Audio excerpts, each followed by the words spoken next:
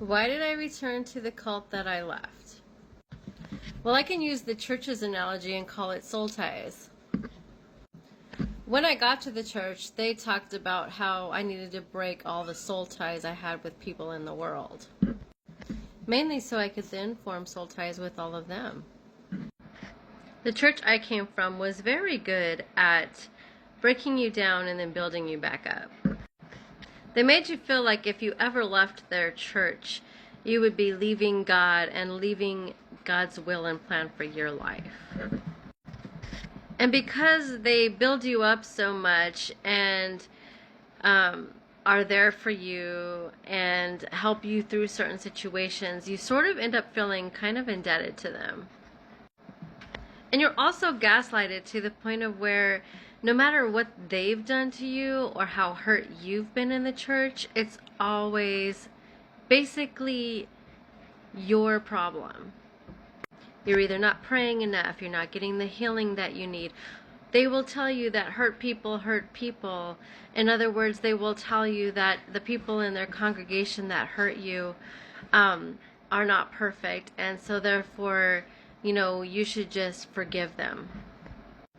If you're not forgiving these people that have abused you spiritually and verbally within the church, then you are just staying stuck in your own situation and you're in sin for not forgiving them. It's literally like a vicious cycle. Even after I left for good and left the church for a number of years, I remember every once in a while, whenever I would get to like my lowest situation or in a desperate place in life, I would feel the need to return for some reason.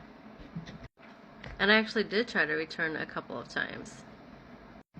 It never went well, and I usually realized right away why I left in the first place. And usually the times that I went back, it was only because I missed certain people that I held strong bonds within that church.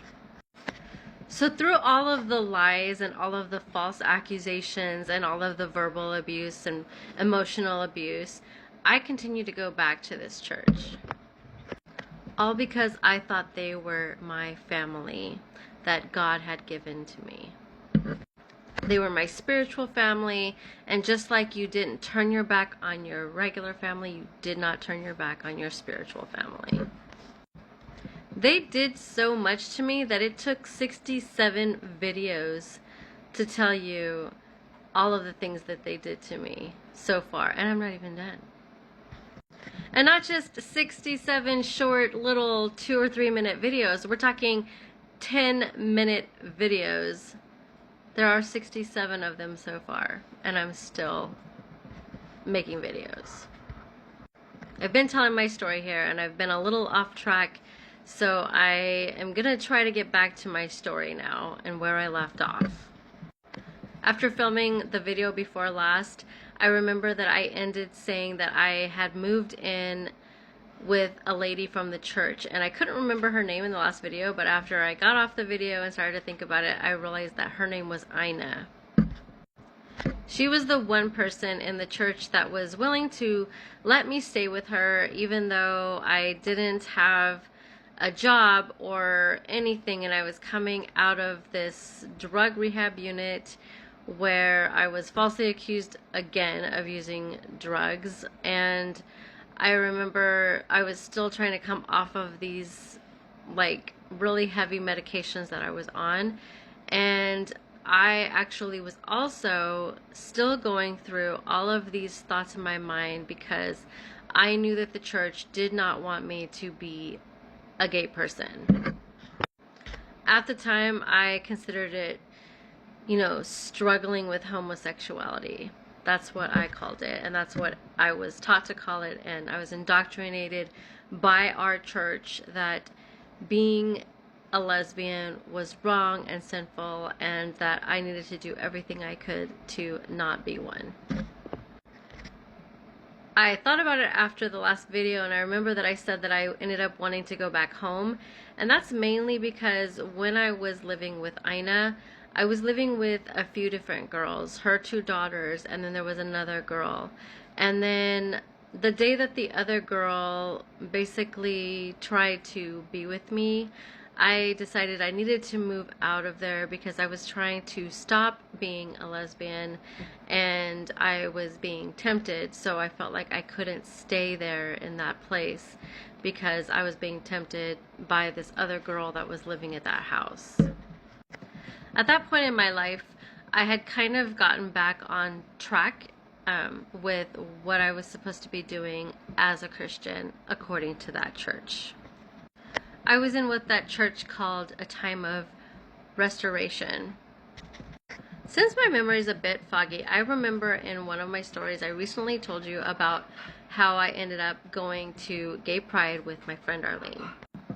I think all of that happened prior to this time in my life that I had gotten out of that fourth facility, and I think that it was before that time, but I'm not sure if it was or not because my memory is really foggy on that. Nonetheless, in 1998, I decided to rededicate my life wholeheartedly to God and to be in the church and follow all of the rules, basically. My grandparents were pretty happy with that decision because they knew that the church's stance against homosexuality was something they agreed with, so they were all for that. And if the church was going to help me to not be a lesbian anymore, then they were going to be behind that as well. So I think it's safe to say that me at the age of 21 was most likely the worst year of my life.